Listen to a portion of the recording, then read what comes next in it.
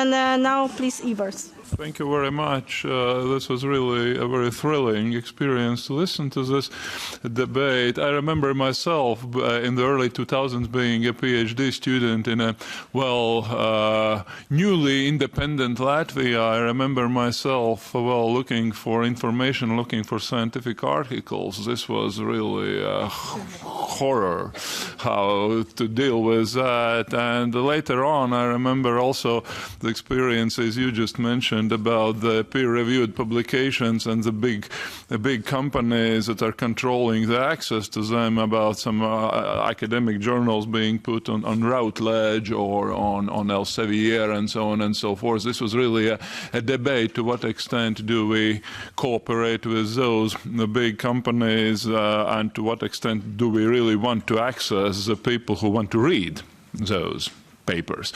But in terms of the relevance of today's debate for the future of Europe, of European academia, for European research, I think that there are very many points where your inputs are going to be very valuable in terms of, let's say, when planning for the next framework program, 2027, how do we evaluate the project?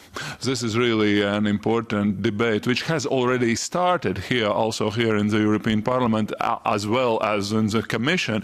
But nevertheless, I think that the most important part of that debate is still ahead of us. We have to deal with this.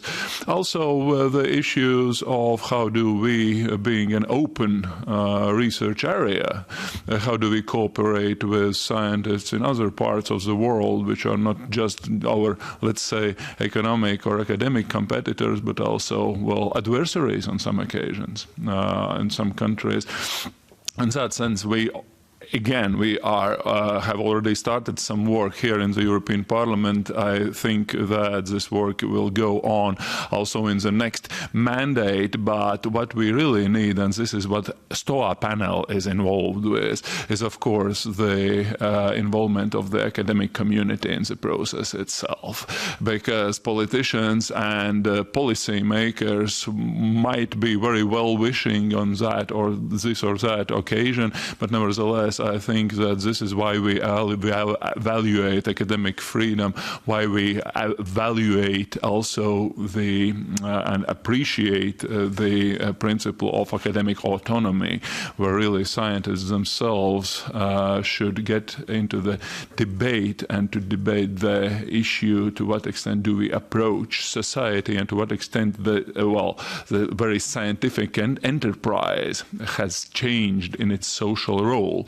But I think this is not just my experience, but also the experience of all the rest of us, that this has been a very good debate. And thank you very much for your involvement and your participation. Thank you very much.